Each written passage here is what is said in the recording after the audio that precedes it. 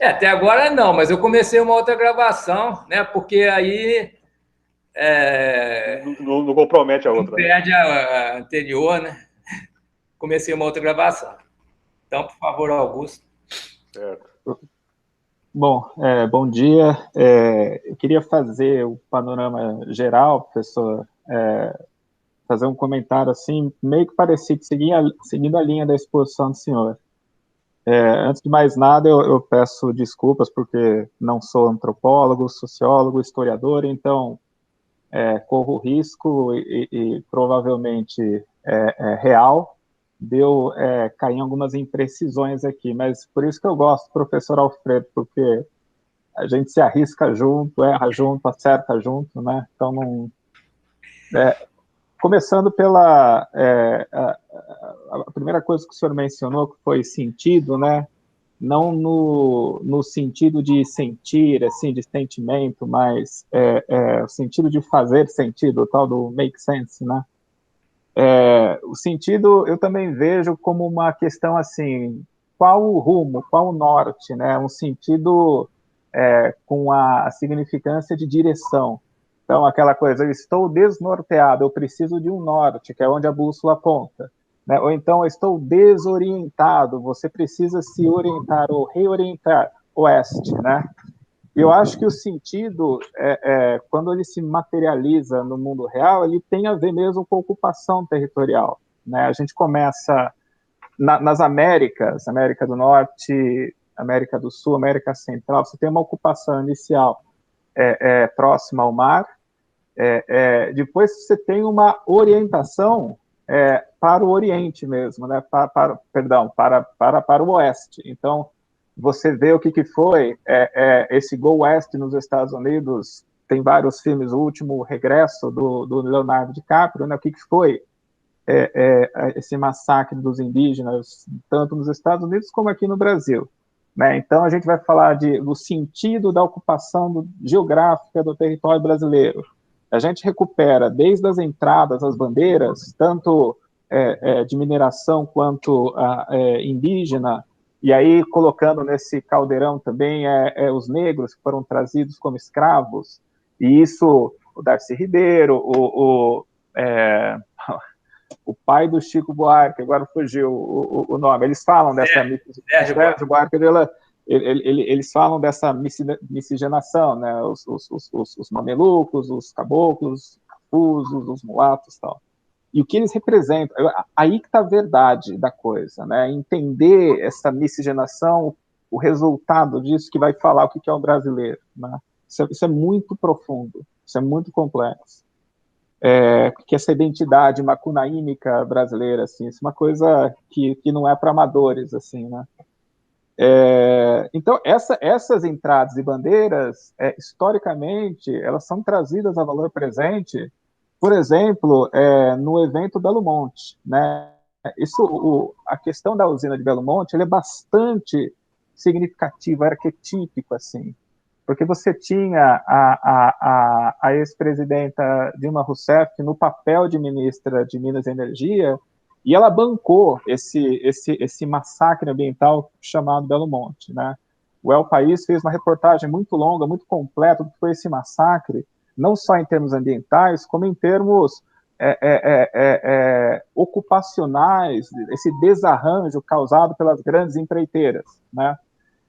Então, ela conta todo o processo licitatório, que essas grandes empreiteiras se consorciaram, um grupo foi vencedor da licitação, e esse grupo todo abriu mão, desistindo da licitação, entrou um segundo grupo, que eram os segundos colocados, com preço muito mais elevado.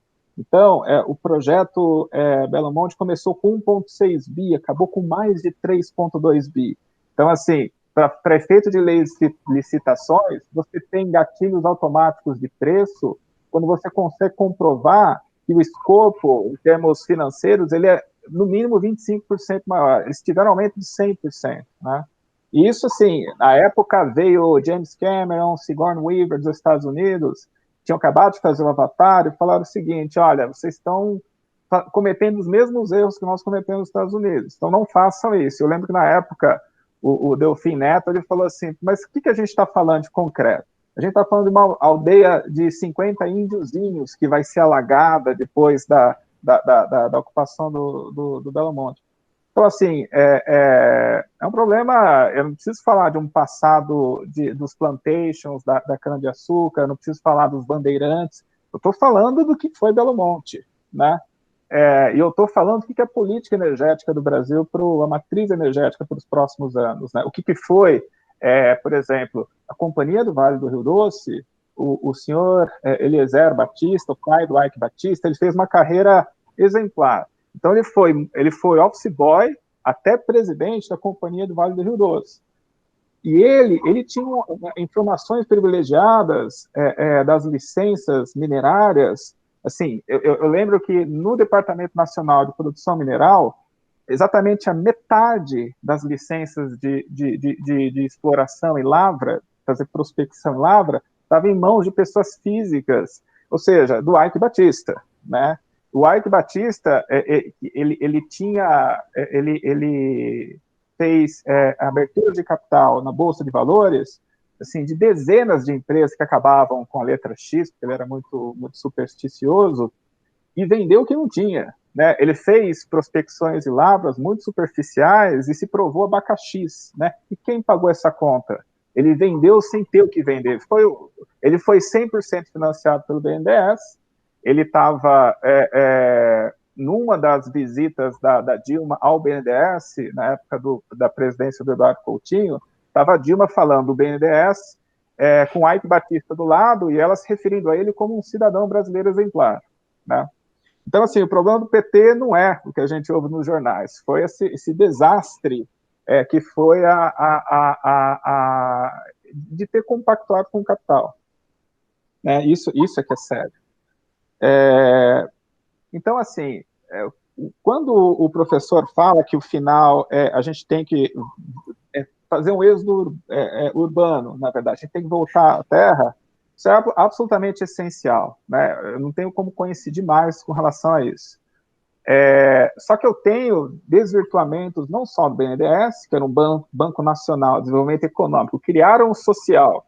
Eu acho que tem que tirar tanto o S quanto o E agora do BNDES, Banco Nacional de Desenvolvimento do Capital, porque não tem economia e sociedade, não tem nada naquilo lá.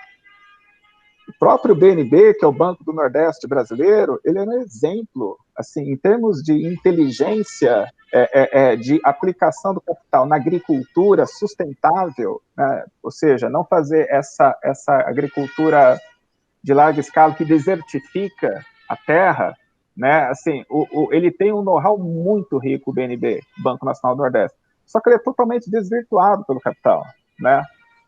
Eu sou muito cético com relação a esse pacto, esse pacto de boa vizinhança, né, entre o capital e o social e o ambiental. Eu tenho um ceticismo muito grande, a gente já discutiu outras vezes, que eu venho da dialética do esclarecimento, então, assim, o capital me incomoda muito, né? Porque ele é que dá o vetor, a gente está falando de sentido, de orientar, de nortear as ações, é o capital que manda, e quem deveria mandar é o ambiental, mais do que o social, porque aí eu tenho alguns pontos, por exemplo, como é que está a agricultura no Brasil hoje, no mundo, né? Eu tenho um pequeno grupo, são pequenos microagricultores que eles são organizados pela Cargill, pela Bunge, eu tenho os microprodutores de livestock, né, de pecuária, de porcos, galinhas, etc., que são organizados em cadeias de fornecimento, historicamente, pela Sadia Perdigão, hoje pela Brazilian Foods. Então, assim, eu tenho uma verticalização, Cargill, Bunge, Brazilian Foods, na agropecuária, que ela para usar uma terminologia ultrapassada, ela extrai absolutamente toda a mais-valia que vem da terra. Assim como a Companhia Vale extrai a mais-valia dos minerais que estão no subsolo, que são patrimônio do brasileiro, eu tenho uma extração da mais-valia via Cargill, Bunge, via Brazilian Foods e tantas outras, né? A receita do bolo, historicamente, era, não, vamos socializar isso daqui. Então, Petrobras é pública, Vale do Rio Doce, pública, agricultura e pecuária, não vamos ter Cargill, não vamos ter Bunge, não vamos ter Brazilian Foods, mas historicamente, assim, quem tomava o poder, como foram os militares, eles decidiam o que fazer com aquele dinheiro. De novo, assim, o vetor sempre foi o capital e privilégio de poucos. É por isso que, assim, não, assim, absolutamente não é qualquer surpresa essa concentração histórica de renda no Brasil, que é uma das maiores do mundo, né? Mas eu queria só terminar para falar um pouco de religação agora, né? Que essa reconexão com o ecossistema, eu queria ser até um pouco mais ambicioso que o professor Alfredo, assim, porque se você perguntar para um xamã, por exemplo, porque assim, quando eu penso em religação com o ecossistema, para mim não me vem nada mais palpável, concreto do que o xamanismo, né? Porque o xamanismo foi um movimento que ele sempre existiu, né? Ninguém via o xamanismo, mas coincidiu. Você tem aquele aspecto temporal do Hegel, que às vezes o tempo ele cria um vórtice assim, que a coisa... Então, em 1988, com a Constituição Democrática, né, de Ulisses Guimarães, teve uma reunião, e não foi por causa da Constituição, era um movimento mesmo, não foi porque os militares estavam caindo, porque aquele era o momento temporal da coisa acontecer. Então, os xamãs da América Latina, inclusive do Brasil, se reuniram e eles falaram o seguinte: vamos abrir as medicinas para o branco, vamos nos mostrar para a sociedade. Mas foi um processo que começou em 88, e a primeira cerimônia sagrada que foi aberta ao público, isso foi em 94, né? Por que isso é importante? Em primeiro lugar, para você recontextualizar o que o senhor falou de drogas psicotrópicas, né?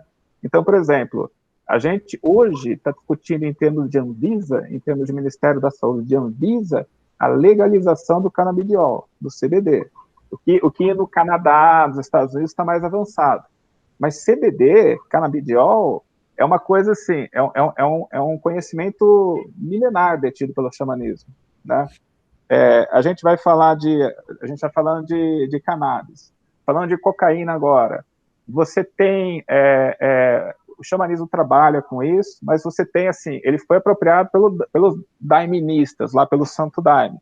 Então você tem, inclusive eles, assim como os escravos na Bahia, eles deram nome de São Jorge para algum, etc. Tal. Você tem que camuflar quando você tem certas proibições.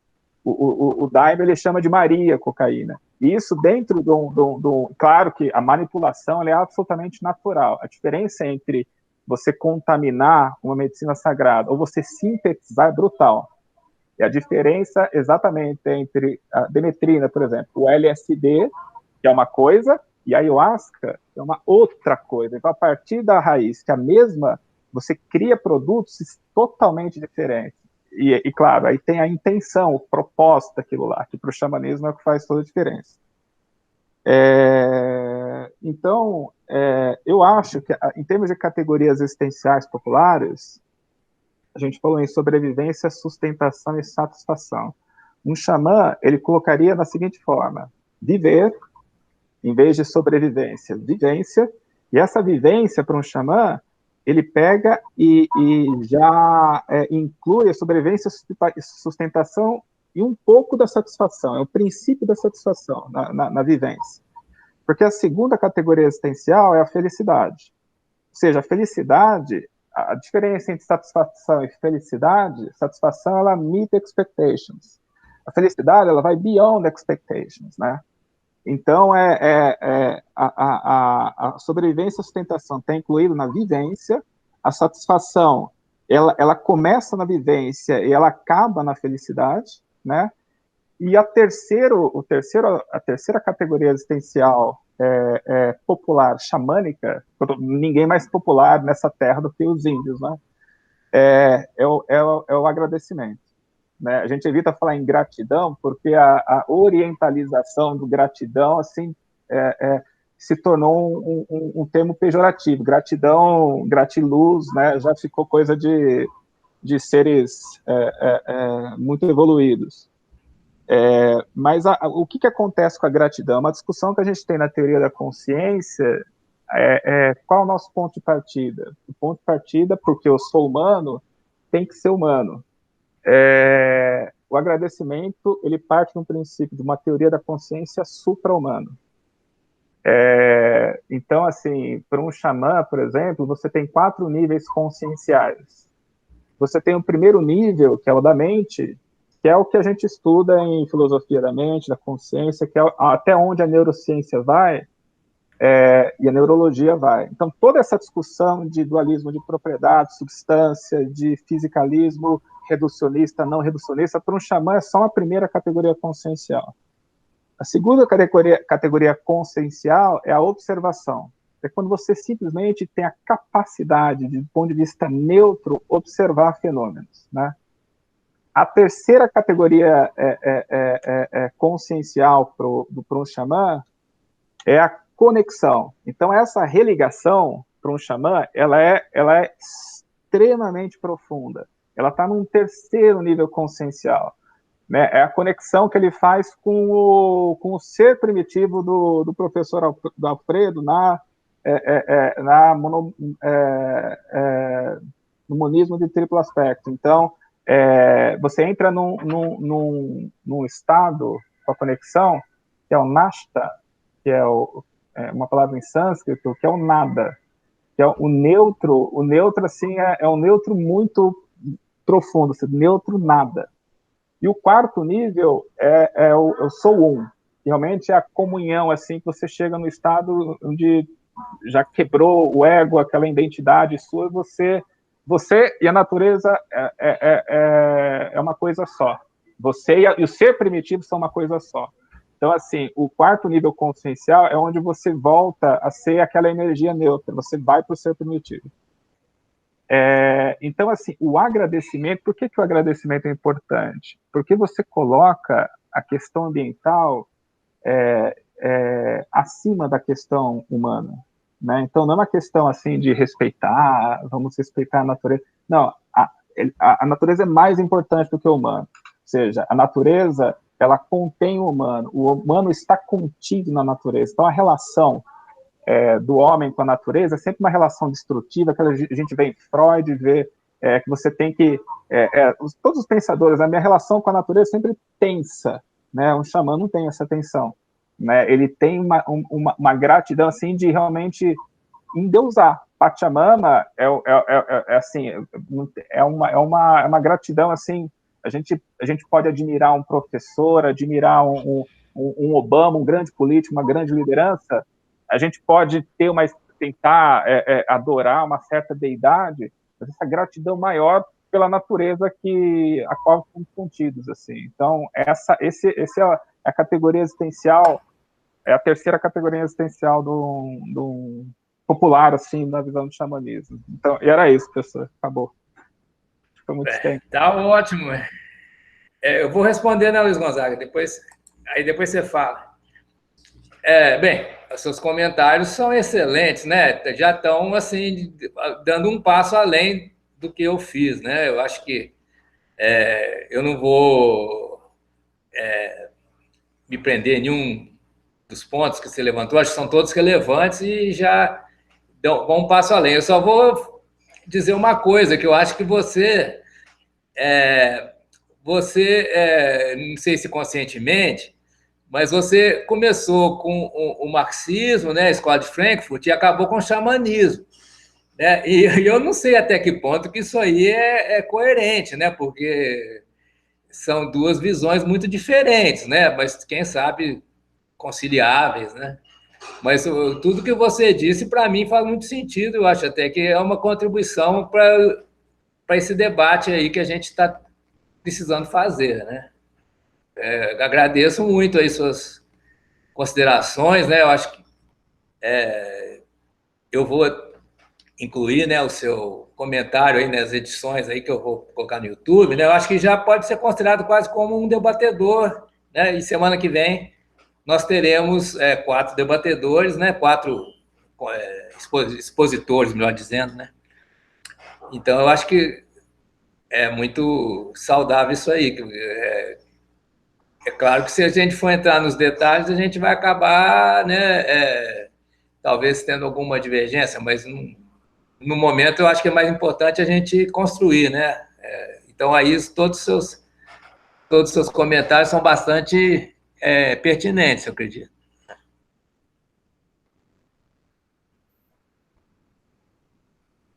Luiz Gonzaga?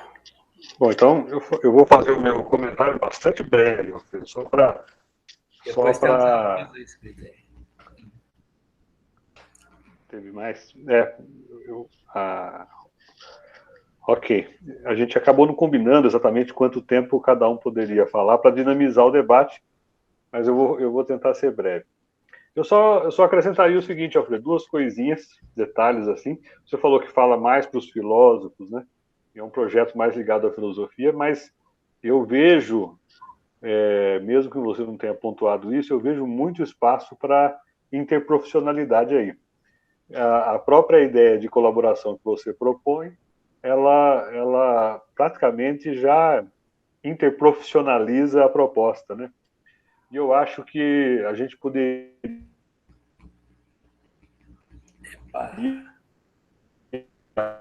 enriquecer muito à medida que esses outros pontos fossem completados. Então, já me apresentando aqui a minha profissão, então, eu acho que a gente conseguiria enriquecer bastante a evolução da proposta, sendo ela interprofissional. E o outro ponto é a questão que a gente estava conversando outro dia do decolonial, né? Eu acho que a sua proposta, você faz a crítica ao colonialismo, uma crítica procedente em relação àqueles aspectos que você mencionou, e o decolonial, embora eu também não seja assim um especialista nessa perspectiva, mas eu vejo que alguns colegas que defendem, que trabalham com isso, eles se colocam muito numa ideia de construir uma coisa nova, mas cancelando as anteriores, né, vamos dizer assim, ou cancelando filiações epistêmicas, e eu acho que aí a crítica ao colonialismo vai muito longe, né, quer dizer, você cancela conhecimentos importantes, e eu acho que aí a gente perde, né, na medida que isso acontece, a gente perderia, né? Mas você não propõe isso, mas talvez, vendo a sua apresentação, eu acho que acaba ficando como um contraponto, indo além do que essas propostas propõem, né? Vamos dizer assim, quase que uma espécie de uma purificação epistêmica junto dessa crítica colonialista. Só. Certo. Em relação à primeira questão, realmente eu acho que existe uma continuidade entre a filosofia e várias outras ciências, várias ciências, né, e áreas de conhecimento que não são consideradas científicas, mas que também são relevantes. Até quando eu postei no Facebook o resumo dessa palestra, o Andrés, deixa eu ver o nome dele, é um arquiteto que tem livros sobre essa questão ambiental, Maurício Andrés, ele está na Universidade de Brasília, naquela universidade holística lá de Brasília. Uhum. Não estou achando aqui agora o nome dele, acho que é Maurício Andrés. Ele falou que eu estaria na perspectiva psicossocial, né? Tem pouca diferença entre a abordagem existencial e a abordagem psicossocial. A questão mais é metodológica, né? Porque, no final das contas, vai tratar dos mesmos assuntos. Então, qual que seria a diferença, né? A diferença, me parece, é que na filosofia a gente não parte de dados empíricos, né? A gente parte da nossa própria experiência e da busca de um sentido, né? Já numa abordagem científica, seja na psicologia ou na sociologia ou até na biologia, né? O que se parte são de fontes, né? Não é um método especulativo, é um método empírico, hipotético dedutivo, sei lá, mas aí, né, o modo como constrói conhecimento é outro, mas eu tenho a impressão que chega não importa o caminho, o método, a gente vai chegar nessas mesmas questões aqui Exatamente. Seja partindo da filosofia, seja partindo de uma ciência, né?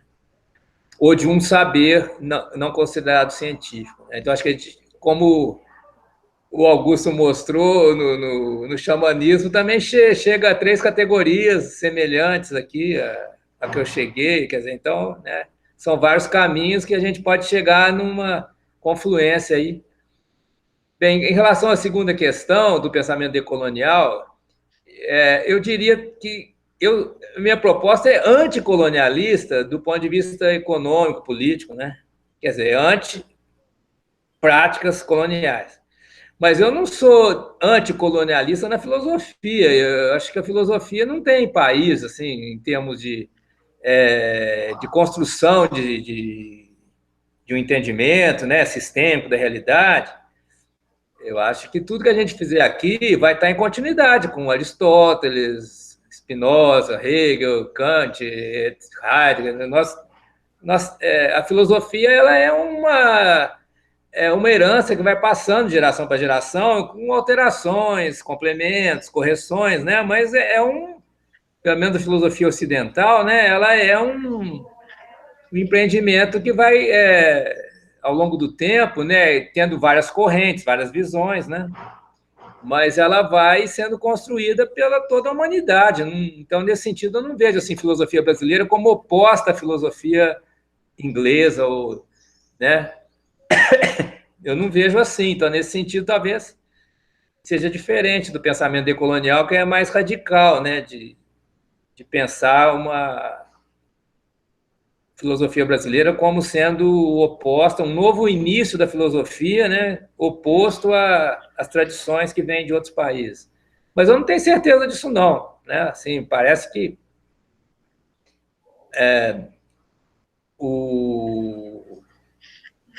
se é, por exemplo, um sociólogo que trabalha no modelo decolonial, né, ele vai enfocar mais a questão do colonialismo enquanto fenômeno social, né, não como da gente estar estudando e citando Kant, Hegel, por exemplo, né? Então, não tenho certeza, mas eu acho muito importante essa questão que você colocou, porque a gente também não quer dar soco na parede ou abrir uma porta que já está aberta, né? Se houver alguma forma de incorporação, né, desse tipo de discussão dentro da filosofia decolonial, quem sabe a gente pode também dialogar com eles, né? Como a gente está assim iniciando uma discussão, né? Tem uma abertura aí para convidar, né, alguém dessa área para a gente ver as semelhanças, diferenças. Ok. Agora seria a Rosa. Bom, inicialmente, né, eu queria agradecer a sua fala, Alfredo, e também as colocações do Augusto e do Luiz, né, que é muito bom a gente ter esses momentos de refletir, de pensar, né.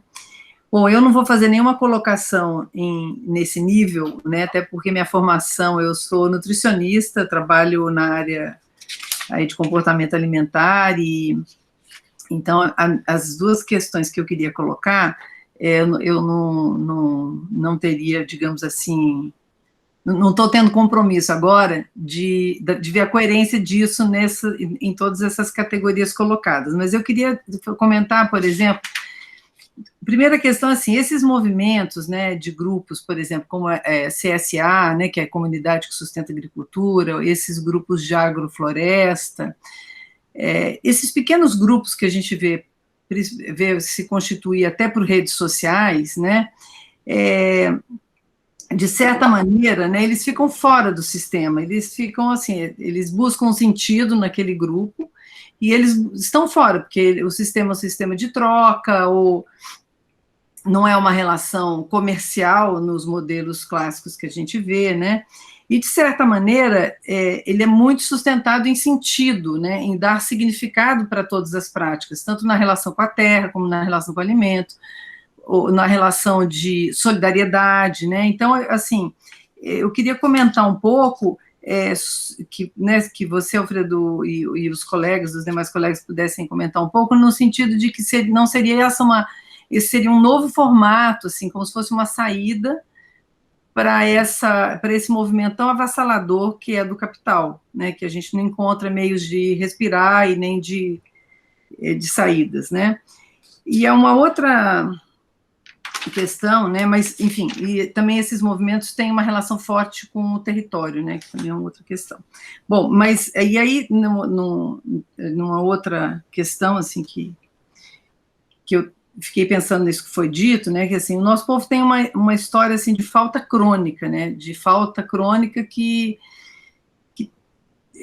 sempre está sem acesso, sem esperança, né, essa carência crônica que a gente vê, desde carência na parte mais elementar, que é sustentação, a carência de qualquer outra condição melhor, né? E aí você vê, de outro lado, um apego enorme a coisas imediatas, né, que seriam essas religiões que dão promessas fáceis e muito lábeis, né, assim, o uso de droga, né, essa coisa disseminada de um prazer imediato, de uma satisfação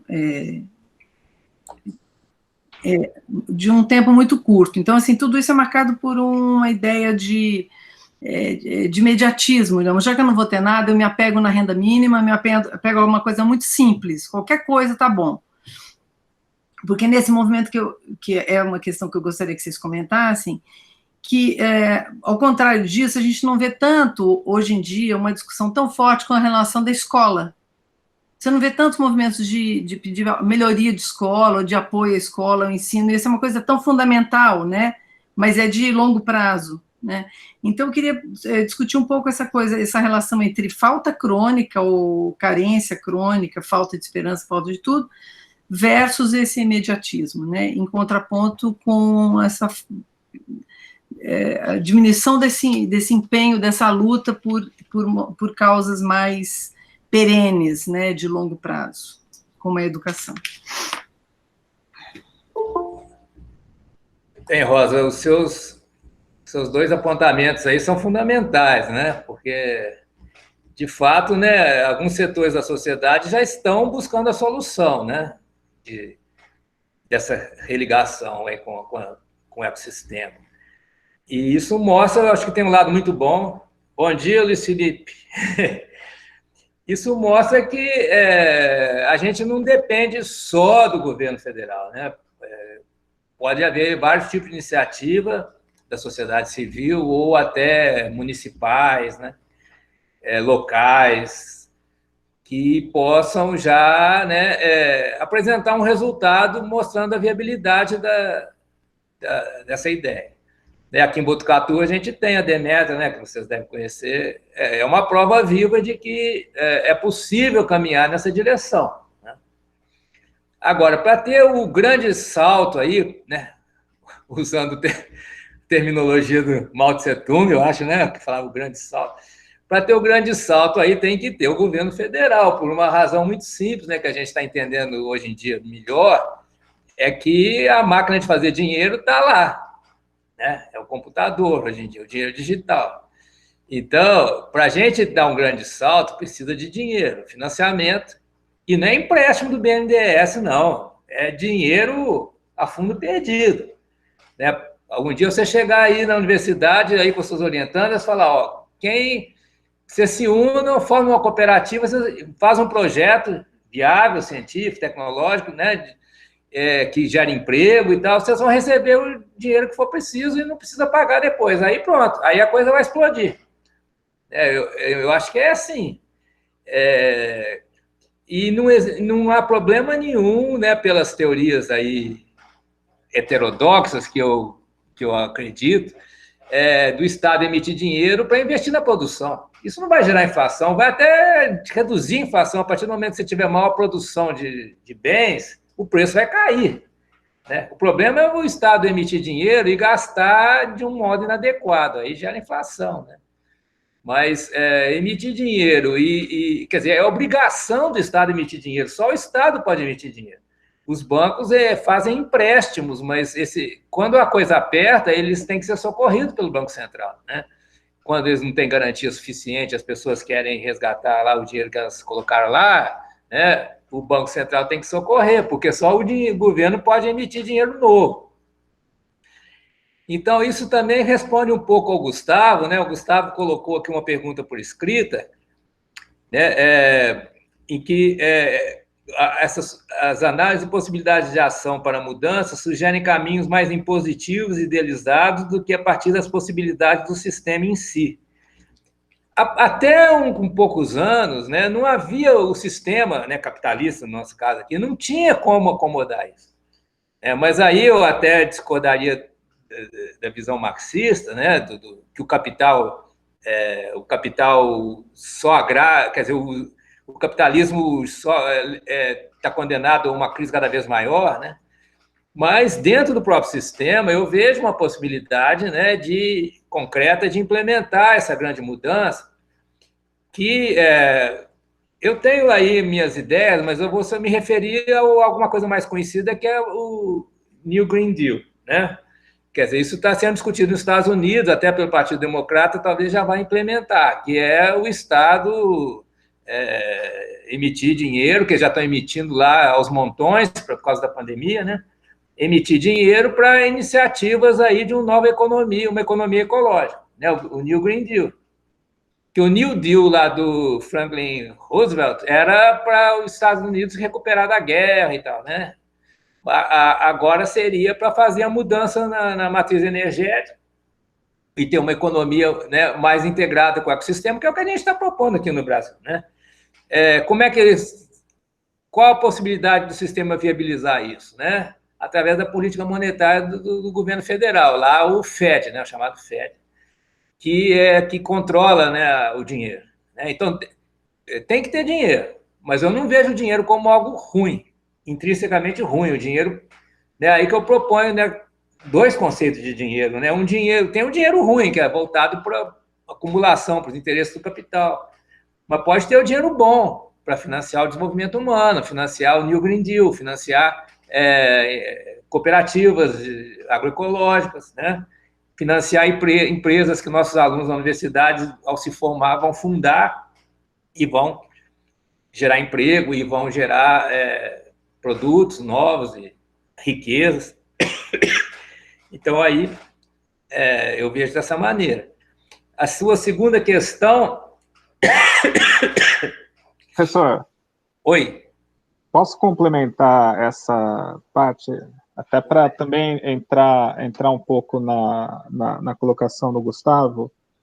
Eu concordo plenamente que para sair de uma posição idealizadora e passar para uma posição pragmática, começa com quem é que é o chefe do executivo nesse país, né? Eu acho que nas últimas décadas ficou claro que qualquer um pode chegar lá, desde Lula, o que ninguém acreditava 12 anos antes do primeiro mandato dele, até Bolsonaro, né? Quem assistia, olha eu me autodenunciando, Luciana Gimenez e Pânico, com aquela figura caricata, que todo mundo dava risada, que ele ia chegar ao poder, assim como você assistiu os Simpsons, eles faziam brincadeira que o Trump um dia chegaria ao poder. Então, por que é bom que qualquer um chegue ao poder? Guilherme Boulos pode chegar ao poder.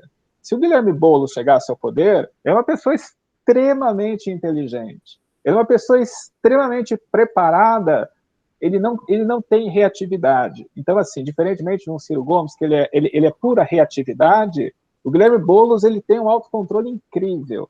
Ele pode chegar ao poder, não, mas o capital não vai permitir. Bom, permitiu o Lula, né? Assim, quase o Cabo Daciolo teve mais voto do que o Amoedo. Então, assim, mas eu também concordo, assim, que você tendo um chefe do executivo que reoriente, para a gente, no primeiro ponto da conversa, pragmaticamente, muita coisa pode acontecer. Eu não tenho dúvida disso. Não é nada idealizador isso. De novo, o Lula foi presidente em 2 mandatos, né? O Boulos pode ser também. Eu acho que a gente tem que pensar assim, né? Com esperança. Esperança que a roleta a bolinha vai cair num Boulos aí, né? Em vez do Daciolo ou do Amoedo. Ô, Rosa, você podia, por favor, repetir a segunda, basicamente, o núcleo da segunda questão aí, porque eu já tinha até uma resposta engatilhada aqui, agora me deu um branco. Não, eu estava discutindo essa questão da nossa vivência enquanto povo ser sempre de carência, de falta, né? Assim, você tem a fome crônica, e isso gera uma demanda por imediatismo, e, enfim. Não, acho que isso aí realmente é uma característica, quer dizer, um hábito, né, que se fixou pela carência de condições, quer dizer, então ou você aproveita a vida aqui agora, ou, né, não vai ter outra oportunidade, né? E agora, como eu coloquei, eu vejo um lado construtivo nisso também, né? Porque programa de austeridade não dá certo, né? E a austeridade não é a solução, né? Então, assim, a gente vê alguns lampejos assim, né, de democracia, uma democracia mais substantiva, né? Quando no carnaval lá, né, os blocos escolhem um enredo bem crítico, né? Ou quando as torcidas saíram na rua para combater os inimigos aí da democracia, né? Quer dizer, então tem esses dois lados, mas realmente é um padrão que eu vejo que não é chave para a gente entender o nosso país, né? Isso aí é muito diferente de uma Alemanha, de uma Inglaterra, por causa disso, inclusive, né? Principalmente, talvez. Eu ia falar mais alguma coisa, mas me deu um branco aqui. Mas eu acho uma questão muito importante. A Maria Eunice quer falar, né, Luiz Gonzaga? Acho que... Você pode falar, Maria? Sim, muito obrigada, Alfredo, pela fala e os colegas aí pelo diálogo. É o seguinte, eu queria saber como é que uma análise existencial da realidade brasileira pode ser considerada atualmente sem levar em conta a Agenda 7 e o poder da mídia, das mídias digitais, que tem uma consistência na definição da realidade social e do poder de manipular a opinião pública. Você não mencionou em momento algum esse poder das mídias que agora estão nivelando várias... A agenda já está lá na Agenda 7 estabelecido o que nós podemos pensar, falar, e a nossa realidade, né? Então, no meu entender, Alfredo, acho que um discurso como você fez, com todo o respeito, assim, faz muito sentido num paradigma em que as mídias não tinham mais essa influência. O que é o povo brasileiro agora, que fica o tempo inteiro nas mídias, é outra realidade, diferente daquelas que o Michel Debrun analisava, da auto-organização e tal. Então, a minha pergunta é por que você não considerou o papel das mídias, em particular da Agenda 7, na identidade brasileira? Certo. Lembrando que semana que vem você tem aí 20 minutos, né, para fazer a sua exposição, né, da sua posição, né, sobre essa questão, né? Eu acho que aí esse tema da mídia você deve até, né, levantar.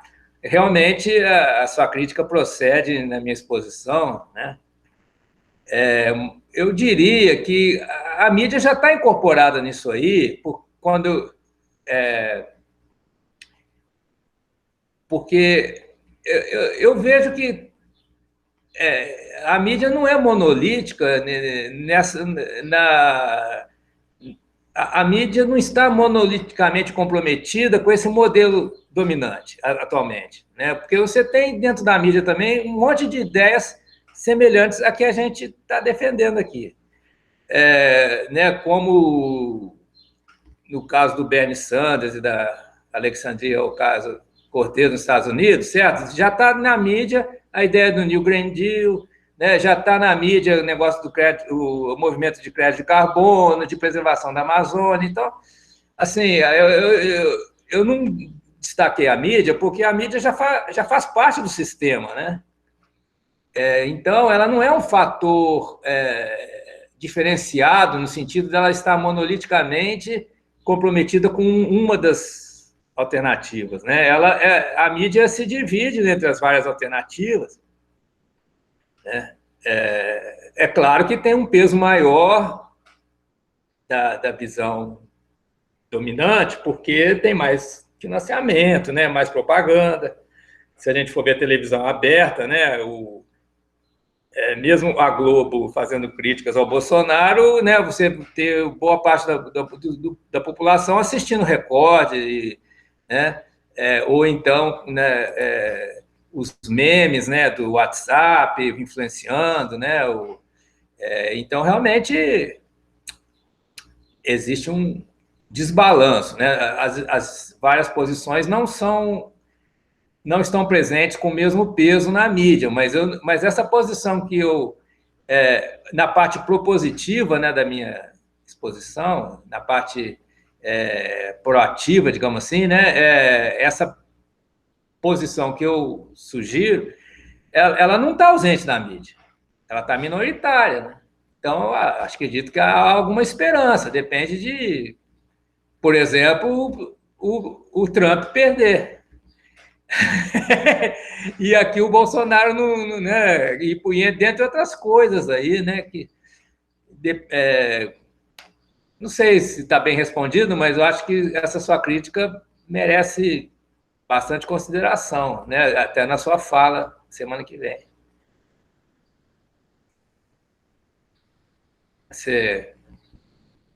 Obrigada, Alfredo. Acho que deu para responder. Obrigado a você. O Gustavo gostaria de... O Gustavo. Tá. Depois o Celson, né?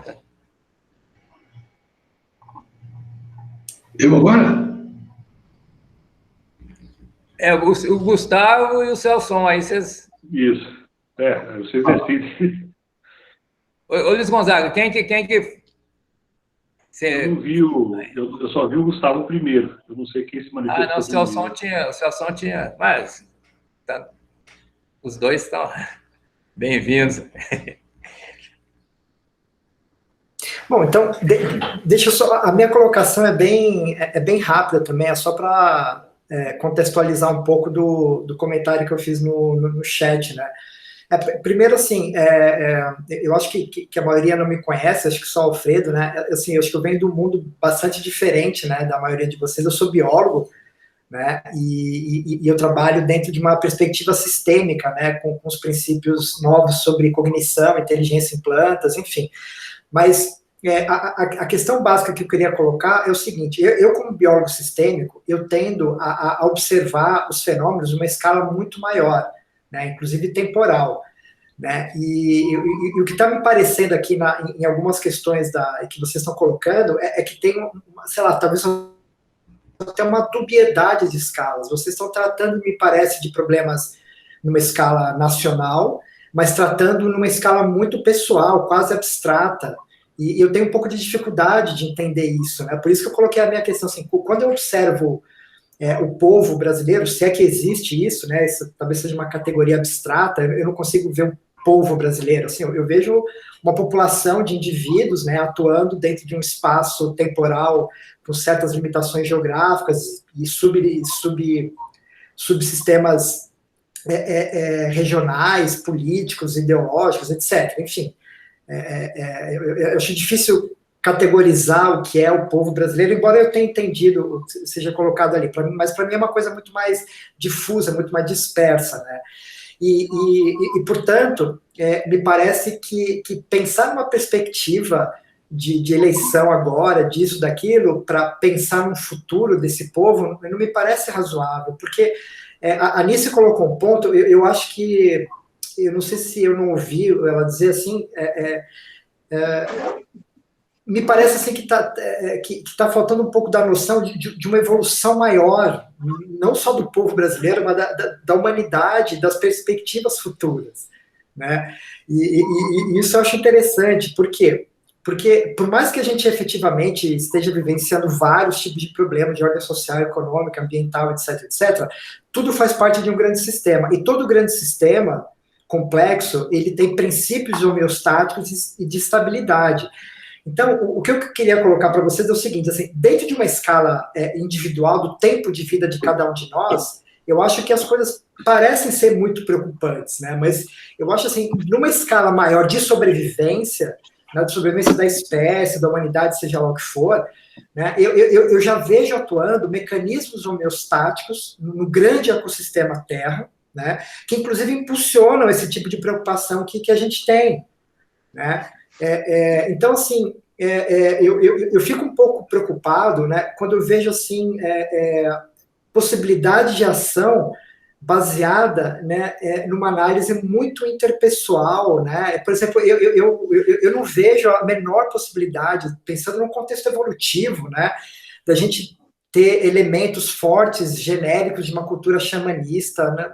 Isso para mim assim é só ver o mundo, de onde ele veio, como é que ele está e para onde ele tende a ir. Isso, claro, eu respeito, a gente pode ser o que a gente quiser, eu acho que a gente tem o direito de ser o que quiser, mas colocar isso como uma possibilidade de mudança do povo brasileiro, da humanidade, até porque o povo brasileiro está dentro de um universo muito maior, e, enfim, não me parece muito razoável do ponto de vista de pragmático. Do ponto de vista filosófico, a gente fala o que a gente achar interessante seguindo certas escolas, mas não me parece razoável, né? Porque a gente está esquecendo esse componente macro do sistema, né?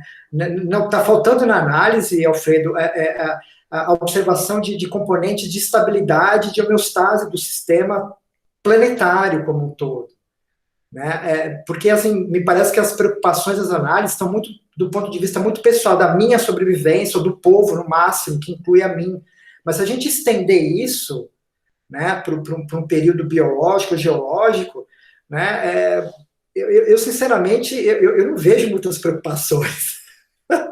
Comigo, sim, mas assim, com o mundo, com a natureza, eu não vejo, porque a essência da natureza é evoluir, né, e a gente tem uma perspectiva assim, muito conservadora. Eu quero conservar o que eu tenho hoje, ou o que foi antes. Mas não é assim, não vai ser assim. A natureza vai mudar, queiramos ou não. Vão haver novas extinções.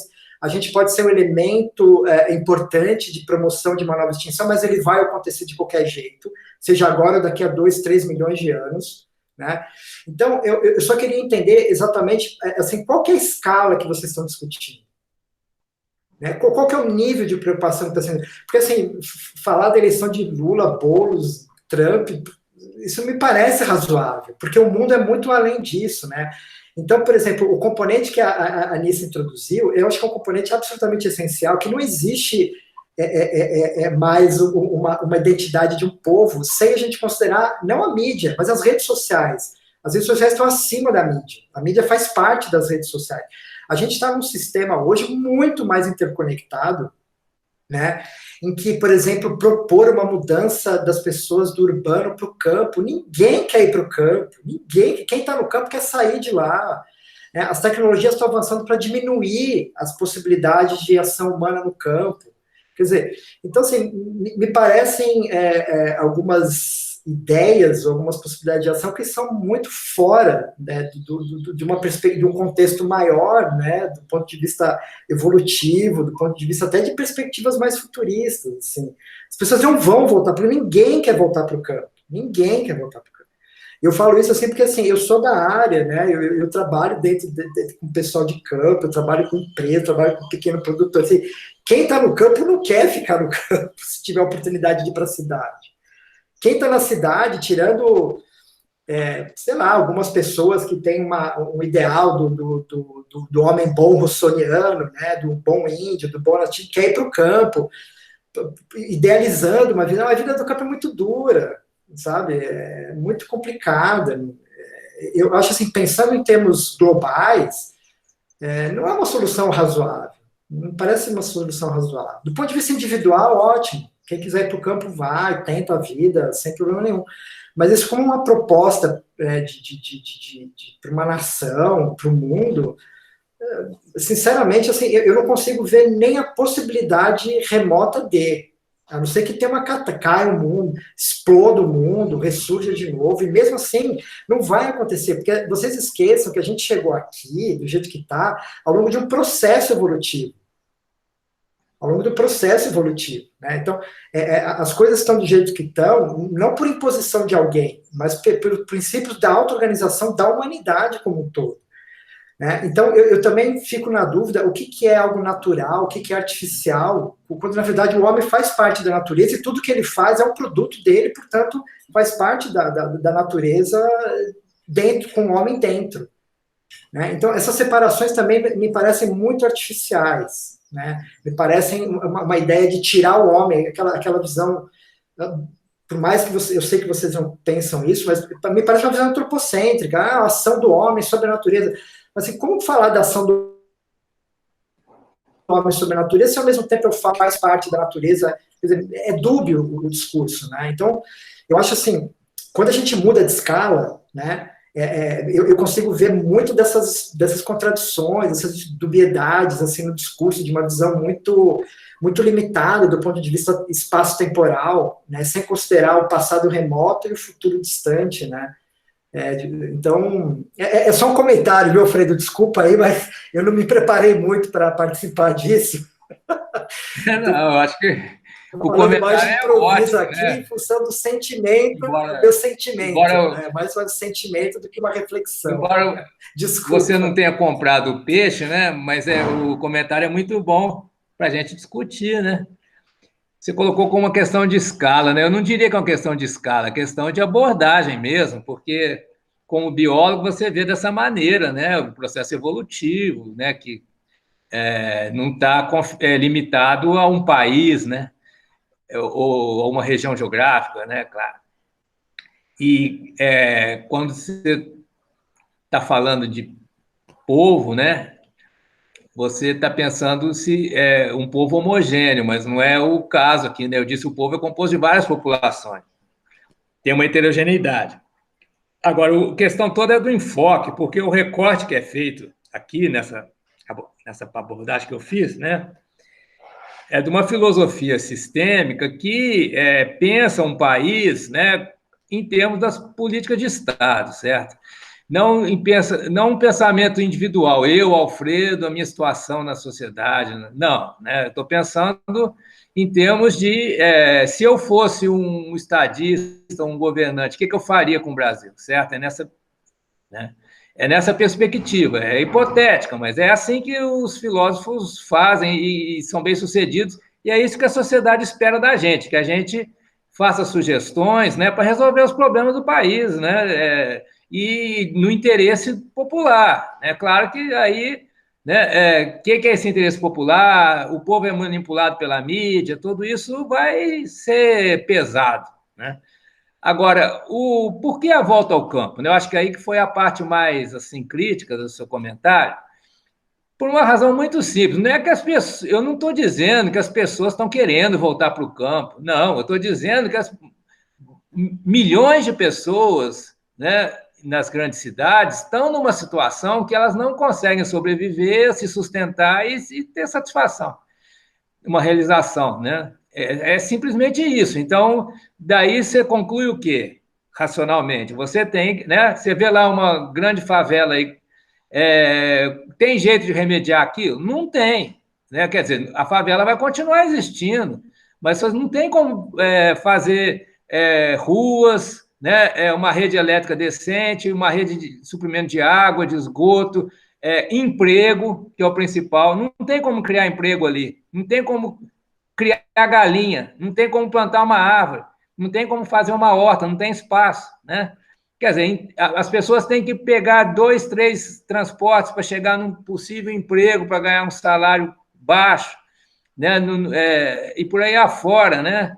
Então, quer dizer, essa situação não tem solução se a gente não fizer uma mudança, mas não é aquela coisa romântica que até funciona para quem tem persistência, né? Eu disse, a prova está aqui em Botucatu, a Demétria, certo? Mas não é essa coisa romântica, eu estou falando as pessoas irem para o campo dentro de um grande projeto, né? Um grande programa financiado pelo Estado Federal, né? As pessoas ir com base na ciência e na tecnologia. Então, né, o pessoal aqui da engenharia florestal, por exemplo, eles têm desenvolvem um método de cultivo de mudas, de espécies nativas, isso pode ser usado para reflorestamento. Então, um grupo de alunos aqui faz um projeto, né, de reflorestamento de uma área degradada, né? Esse projeto é aprovado por um comitê científico competente, recebe o dinheiro que precisar para esse pessoal ir para o campo, né, contratar trabalhadores e fazer o reflorestamento de uma área degradada com espécie nativa. Eu não vejo nada que impeça isso. Só tem um fator crítico aí, que é dinheiro. Aí, realmente, aí precisa ter uma outra política econômica monetária, né, que já está acontecendo em outros países. É possível, é algo perfeitamente possível. No Brasil ainda vai demorar um pouco para as pessoas entenderem, mas eu acho que é perfeitamente possível isso, dentro aí do que está sendo defendido por vários teóricos aí, até alguns prêmios Nobel de economia, né? Então, é só uma questão no fundo, né? No fundo mesmo, é uma questão de consciência, esse povo tomar consciência do seu problema, né? E perceber como pode mudar, né? Eu acho que é isso. E aí passa pela política, pelo Estado. Mas isso eu estou fazendo nesse nível, nesse recorte de escala nacional, porque é o recorte que a gente está adotando aqui, certo? Porque qualquer problema você pode tratar numa escala de segundos, ou milissegundos, ou de dias, ou de anos, ou de séculos, ou de milênios, né? Então, a escala que eu estou tratando aqui é essa, é uma escala da vida política, econômica do país e das ações do Estado, né? Então, é nessa abordagem e que é a escala em que essas questões são discutidas em geral, né? A escala nacional abstrata, não. O país existe, o país é uma coisa concreta, né? O Brasil existe, o povo brasileiro existe, está aí as pessoas, o ambiente existe, a floresta amazônica ali, a Mata Atlântica aqui, isso tudo existe. Existe o Estado, existe uma moeda chamada real. São coisas diferentes, Alfredo. Desculpa, mas são coisas muito diferentes. A existência de uma árvore da natureza não é a mesma existência de uma coisa chamada país ou povo. O que você chama de povo ou país é uma abstração, uma construção humana. Uma árvore, ele tem realidade intrínseca.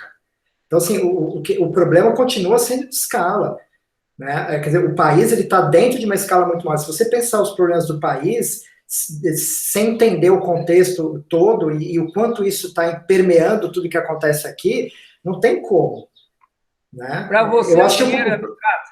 Para você, o dinheiro é abstrato para você? O dinheiro, ele tem valor, de certa forma, sim. Quer dizer, o papel moeda, ele tem realidade, mas a ideia do dinheiro é uma abstrata. Se o mundo inteiro resolver assim, não acredito mais em dinheiro, o dinheiro perde valor. Só que isso não acontece. Enquanto a gente acredita, ele tem. Você pode comprar uma casa, se você tem 100 mil reais, você pode comprar um apartamento. Mas exato, mas ele tem valor enquanto as pessoas acreditam nele. É isso que eu quero dizer. A gente acredita que o Brasil existe, a gente acredita que existe um governo federal, a gente acredita que, né, existe o IBAMA, que poderia fiscalizar. Né, sim, mas isso é um compartilhamento de crenças. Isso é um compartilhamento de crenças. Por exemplo, você sair daqui para o mato, você acreditar em xamanismo, você rompe com toda essa crença. Você se isola do mundo. Isso passa a ter uma outra realidade. Uma realidade construída, né? Então, assim, eu acho que é muito diferente a realidade da natureza, das árvores, dos rios, dos animais, das plantas, e essa realidade que está sendo discutida aqui. Né? E não é a mesma coisa. Não é a mesma coisa. Não, mas tudo é real. O fato de você adotar uma filosofia, uma prática xamanista, não vai fazer com que o Brasil deixe de existir como país, né? Nem que, né, você tenha uma população definida pelo CPF, pela obrigação de votar e coisas que tais, né? Pagar imposto, né? Não, sim, mas a questão não é exatamente essa que a questão. A questão que eu estou colocando é a questão de escala. Essas questões que você está colocando são tecnologias que existem. Então, você pode ir plantar árvore num projeto da universidade e tal, mas eu estou falando da escala de milhões, de bilhões de pessoas. né? As tecnologias que estão sendo desenvolvidas para agricultura, para silvicultura, elas cada vez mais propõem o uso de menos pessoas. Né? Então, assim, não é uma solução nem tecnológica voltar para o campo. Até porque a experiência, a história mostrou que quanto mais gente vai para o campo, maior é a degradação. Mas você pode usar tecnologia, só que a tecnologia dispensa as pessoas, em termos de escala de milhões e bilhões de pessoas. Então, assim, é uma visão muito idealizada de tecnologia sustentável. A tecnologia sustentável, ela exclui, na verdade, as pessoas. Não, dentro a massa, né, de trabalho, do agronegócio, dentro do modelo do agronegócio, é como você está falando. Agora, dentro da agroecologia é o contrário, você tem bastante geração de emprego, né? Alfredo, mas assim, pergunta para as pessoas quem quer ir para o campo participar. Ninguém, tirando o Augusto aqui, mas também eu estou vendo o Augusto, parece uma casa muito confortável, tá no campo, assim, vai para o campo mesmo. Vai para o campo, pegar enxada, não ser aluno de universidade, vai para o campo, assim, de verdade. Não o campo, assim, da ar-condicionado. Eu vou. Com 1 milhão para implantar um projeto, eu vou. Agora, é claro que com uma mão na frente e outra atrás, ninguém quer ir, né? Bem, Luiz Gonzaga, vê aí quem está na frente aí, porque agora a coisa esquentou. Eu vi aqui, é o Celso, depois a Rosa e depois o Augusto. A Marionice também não queria? A Marionice fez um comentário só, não sei se ela quer acrescentar alguma coisa. Põe ela aí também, que ela fez uma hora, apareceu, ela disse que queria... acho que era a Rosa, né? Tá bom, então o Celso que está esperando aí, coitado. Rosa e depois o Augusto. Eu acho que o tempo acabou, né? Meio-dia. Mas eu gostaria de comentar o seguinte: isso que o Alfredo propõe é muito amplo, né?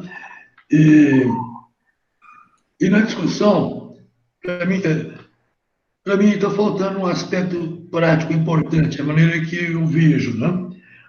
Sobre a filosofia, eu gostaria rapidamente comentar o seguinte. Fala aí em brasileiro, tem uma filosofia brasileira, com certeza, que, de certa forma, ela não se origina exatamente dos filósofos tradicionalmente frequentados aí na academia, né? Vem de uma experiência muito brasileira. Se coincide com filósofos tradicionais, paciência, mas que algo foi feito aqui, não tem dúvida. Não tem o menor tempo de entrar nesse assunto hoje, né? Esse aspecto amplo que o Alfredo coloca aí tem muito a ver com aquele trabalho que você recebeu, aliás, que eu propus, da física da natureza do ser humano. Tem coincidência de colocações nossas aí. O seu título e o que eu chamo de interações ambiente, econômico, etc., sociais, tem uma relação muito estreita, não é? Agora, do ponto de vista mais prático, para mim está faltando esse aspecto prático, porque nós estamos querendo fazer alguma coisa pelo Brasil. O dinheiro é importante, mas ele não é tão prioritário. O que transcorrer essa história, esse jornalismo, etc., o que sobrou de ser humano no Brasil? Né? Nota o seguinte, que a justiça no Nordeste dos coronéis não deixava nenhum direito para o cidadão. Então, o cangaço foi uma saída, né? Aqui no Sul deve ter havido coisas semelhantes. O ser humano que resulta é esse aí. Se ele tem a desilusão, porque não vai ter como com a economia, etc., mas ele tem facilidade para ter prazer, né, etc. Então, etc. Né? Mas o que falta realmente para o ser humano? Falta educação, ciência e tecnologia. Se você quer fazer um concerto de piano, duas coisas são essenciais: é o piano e o pianista. E para se desenvolver um país, é essencial ter educação e uma tecnologia científica. Nenhum outro país desenvolveu de outra forma, né?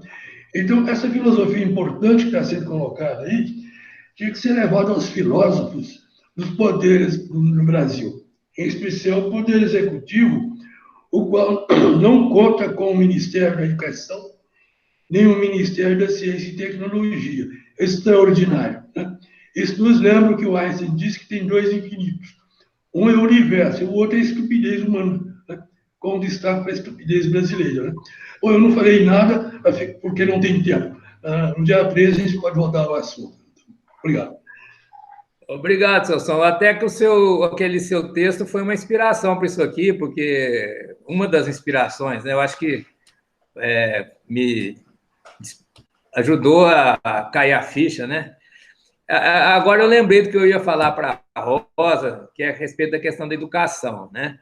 Realmente a educação é fundamental, mas para a gente fazer uma reforma, uma revolução na educação, a gente tem que ter esse sentido da coisa, né? Para onde a gente vai, né? Qual a direção? Rosa, é um texto do Celso que eu posso te encaminhar.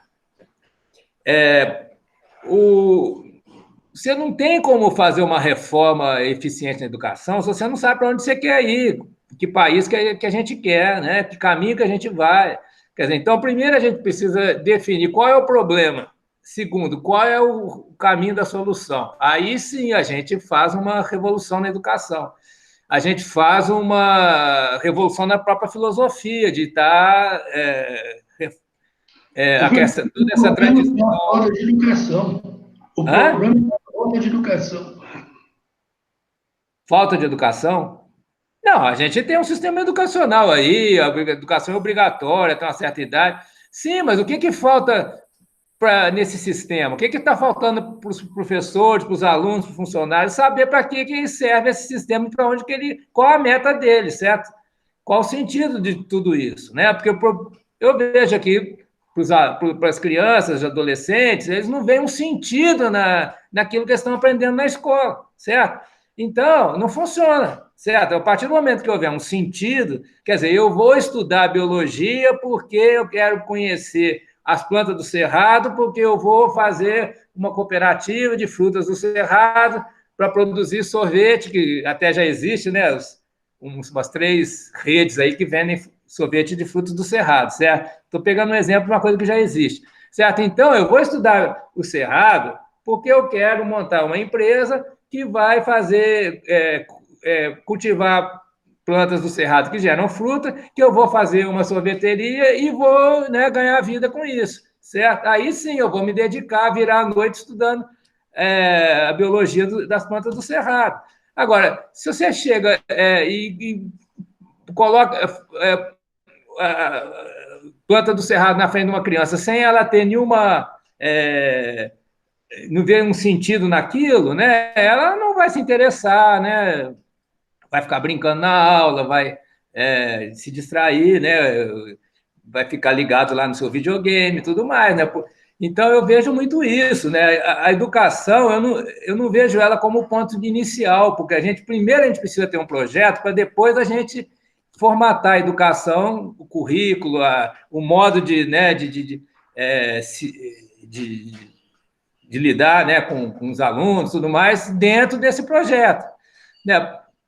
Por exemplo, se você quer uma sociedade democrática, você vai ter que ter uma relação democrática dentro da escola. Se você quer uma sociedade autoritária, você vai ter uma escola autoritária, por aí afora, né? Então, não dá para... né, por exemplo, né, se você está numa democracia, você tem uma visão muito hipertrofiada da disciplina na escola, na universidade. Não bate, né? Mas se não existe uma coesão mínima da sociedade em termos de um projeto que vai... identifique quais são os problemas e tem um mínimo entendimento de qual é a solução, você tem essa dispersão, essa fragmentação, inclusive na educação. Você tem um professor puxando para o lado e outro professor puxando para o outro, né? E os alunos sem estar vendo nenhum sentido naquilo, né? Quer dizer, então, nós temos um sistema educacional, só que não funciona, né? Agora, para ele funcionar, a gente tem que ter um grande projeto aí, com um mínimo de consenso e que a gente... a partir daí, a gente defina o que é necessário que as crianças, jovens, aprendam e trabalhem, elaborem para esse país que a gente quer, né?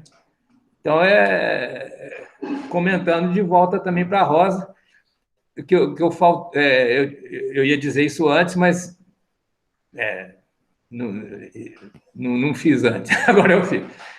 Bem, então, passo a bola aí, Luiz Gonzaga, para o próximo. É a Rosa. É justamente a Rosa. eu só queria fazer um pequeno comentário breve, né, que está no contexto da fala do Gustavo. Colocando assim, então, tudo bem, a gente vai ver tudo como um macrosistema de longuíssimo prazo, enfim, mas de qualquer maneira a gente tem muitos movimentos macro e micro que se reverberam no micro também. Então, eu acho que tem as questões nacionais, locais, regionais, etc., usando 2 exemplos. Por exemplo, os Objetivos do Desenvolvimento Sustentável veio das organizações das Nações Unidas e reverberam em várias políticas, em vários programas, em várias iniciativas. Desde uma questão micro, no ensino, em várias frentes de trabalho social, etc. Do ponto de vista né, de questões falando aí da questão do movimento da terra, do rural, do urbano, né? Por exemplo, foi lançado um número especial na revista Lancet sobre um grande desafio que é quais são os desafios para ter alimentos nos próximos 30 anos para a população mundial. Então, eles criaram lá qual seria essa dieta do antropoceno, da era do antropoceno, que isso é uma dieta com muito menos proteína, baseada em vegetais, e com 2 grandes estratégias: comer menos carne e mais vegetais, e a segunda grande estratégia é produção de alimentos em escala de diversidade, em escala pequena, voltar para o campo, produção, ou seja, usar o campo para a produção de alimentos e não para a produção de alimento para gado. Enfim, então, esse documento é um documento que foi feito por uma comissão de 30 e tantos especialistas de várias áreas, e ela está reverberando, ela vai permeando várias organizações, instituições. Dentro de um grande sistema, você vai tendo movimentos, e isso nós já vimos acontecer, por exemplo, quando a gente fala de alimentação saudável. Isso aí foi da ONU também, de 2004, que lançaram um movimento global, e as políticas dos países, depois das regiões, depois dos locais, vão adaptando aquilo para a sua realidade. Então, eu só queria estar respondendo ao Gustavo, assim, que me deu um pouco de agonia de ver uma coisa assim meio sem saída, né, numa visão tão macro, que a gente não encontra saída. Então, é só esse comentário. Desculpe demorar muito. É muito bom, assim, que eu gostaria de ter falado o que você falou, mas eu não tinha essas informações. A gente não pode pensar como se a gente tivesse com o Ronald Reagan, presidente dos Estados Unidos, e Margaret Thatcher na Inglaterra, e aquele rolo compressor do neoliberalismo em cima da gente, né? A gente não pode pensar assim, né? Então, a coisa está mudando em plano internacional, nós temos várias, né, diretrizes nesse sentido. E eu acho que para a gente pensar o Brasil, né, o Brasil no futuro, ele pode ter uma posição estratégica dentro desses projetos internacionais, como produtor de alimentos, né? Eu acho que a agroecologia é a melhor forma de fazer isso. Isso é de interesse do próprio capitalismo, né? Você vê, por exemplo, eu gosto de citar o exemplo do Whole Foods nos Estados Unidos e do Coop na Inglaterra, né, que eu fui consumidor de ambos, né? São empreendimentos aí que trabalham com alimentos orgânicos e que têm um sucesso enorme, né? E eles, até no caso do Coop, eles é uma cooperativa, né, que tem uma gestão bem democrática, e eles até têm esses programas de remuneração justa dos produtores de outros países, né? Então, você compra, por exemplo, o café colombiano, né? Ele tem certificado de que os trabalhadores têm condições de trabalho, né, dignas e etc. e tudo mais. Então, isso aí é um filão do mercado, um filão ótimo do mercado. Se a gente adotar esse tipo de diretriz, a gente não está remando contra a corrente, a gente está indo a favor de uma corrente importantíssima, né? É claro que a gente vai estar remando contra o Trump e esses direitistas aí, dessa onda direitista, mas a gente vai estar remando a favor de uma grande onda, né? Que está, por exemplo, né, da Greta Thunberg, representa, né, nas novas gerações, esperando uma transformação na economia, nos hábitos de consumo, né, de deixar de consumir carne, né? Deixar de abater animais para produzir carne, alimentos mais saudáveis, etc. E o agronegócio brasileiro, como você colocou, ele está totalmente voltado para produzir ração, né? Na base de soja, milho, que não é alimento humano, né? Uma vez, aqui em Botucatu, a gente tem muitos alunos que são filhos desses produtores, né? E uma vez um falou o seguinte: o meu pai não come aquilo que ele produz, né? Na minha família, a gente não come aquilo que a gente produz, é comida para animal, né? Animal que está confinado para ser abatido e gerar carne, né? Quer dizer, então, a gente está contra esse modelo aí, mas a gente não está, nós não estamos assim numa luta, uma luta destinada a fracassar, não. A gente tem muita chance de ter sucesso. A gente está junto com uma corrente importante que, além de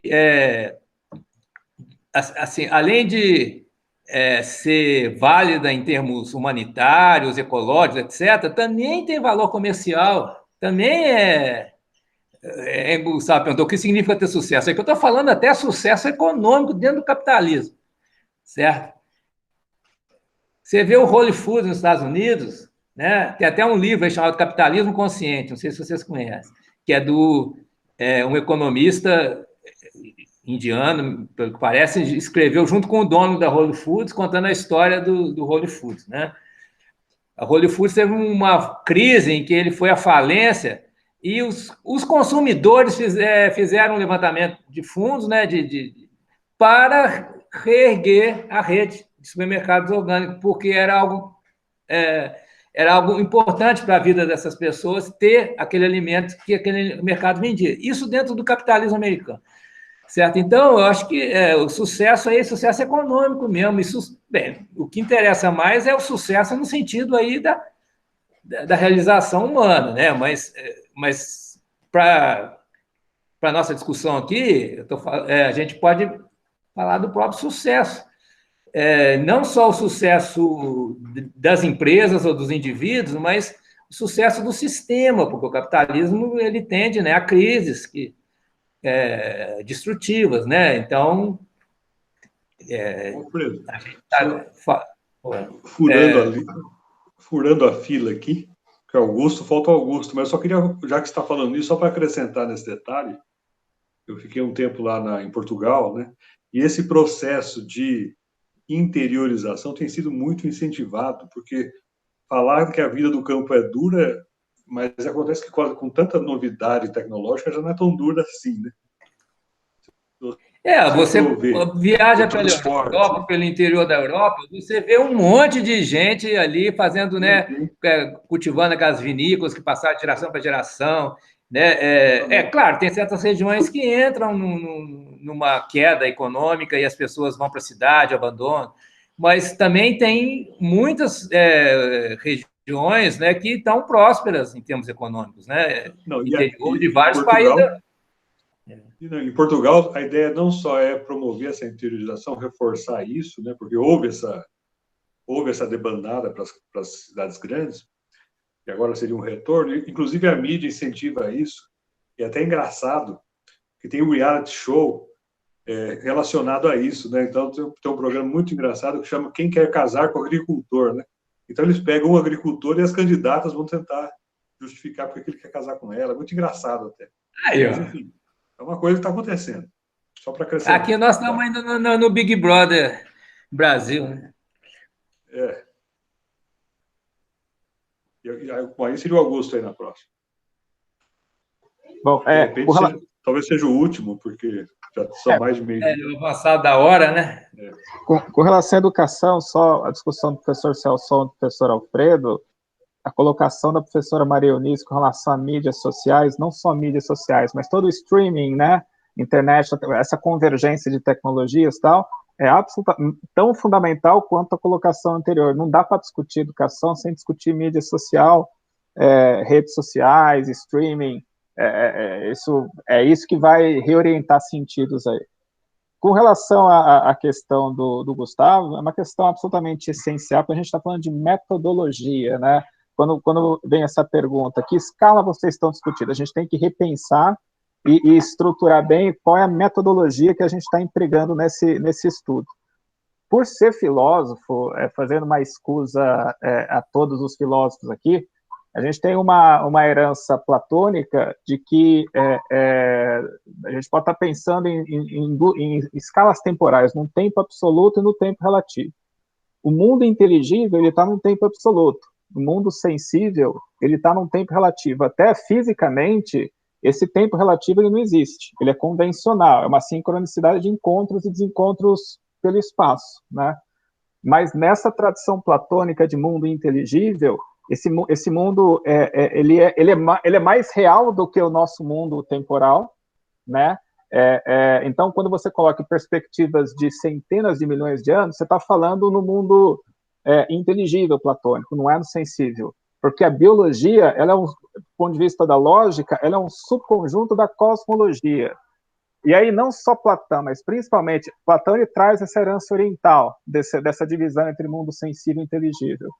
Mas assim, você vai pensar a bio, que é a vida, o Platão ele toca nisso, mas o oriental ele é mais ele é mais expansivo. A vida, por exemplo, ela está na pedra, ela está no meteoro. A vida, a consciência, ela acontece antes da vida, né? Então, assim, nós biólogos e filósofos, nós somos tão subconjuntos da cosmologia e desse tempo absoluto de centenas de milhões de anos. Então, assim, a gente também fica, nós dois perdemos nessa discussão perto dessa amplitude do tempo absoluto, do ponto de vista metodológico. Agora, do ponto de vista pragmático, a gente tem que fazer uma coisa, né? Do ponto de vista pragmático, esse tempo convencional abstrato, ele tem que ser escalado em curto, médio e longo prazo. Ou seja, essa auto-organização que você refere, homeostática, ela está no tempo absoluto, ela não está no tempo relativo, né? Eu esvaziar tomadas de decisão e possibilidades de discussão, porque vai ter uma auto-organização homeostática natural, aí tem o problema metodológico, você está cruzando, talvez, não em pontos kairóticos. Do grego kairos, o momento oportuno, é quando você cruza esse tempo absoluto com relativo, né? E esse cruzamento, por exemplo, do ponto de vista hebraico, ele está refletido no Eclesiastes, no Correlete. Aquela história que você sabe, tudo tem o seu tempo, cada coisa tem um momento. Então, tem o tempo de lutar e tem o tempo de você observar, né? Tem o tempo de fazer política e tem o tempo de você deixar acontecer. O Eclesiástico, ele faz o cruzamento de tempo absoluto com tempo relativo, e a coisa acontece, o seu tempo biológico, por exemplo, ele pode ser pensado em tempo divino, kairótico, né? Kairos é um termo grego, significa tempo oportuno, né? Mas eu não sei se eu piorei, eu ajudei ou piorei aqui a ponto de vista do Gustavo. Eu acho que para mim foi muito bom. Eu acho que essa ideia do Kairos aí é fundamental, porque a gente está lidando nessa intersecção dos dois tempos, né? A amplitude da nossa ação está no tempo relativo, né? Mas existe essa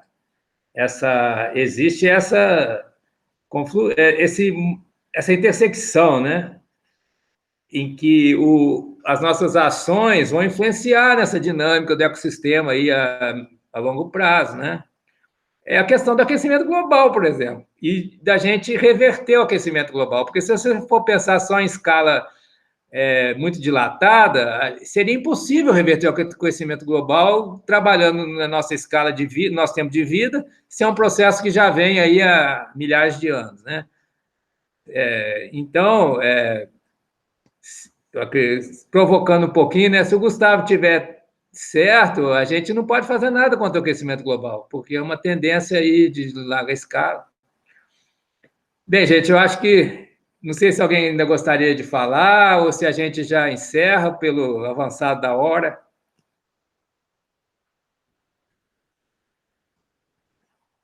Certo.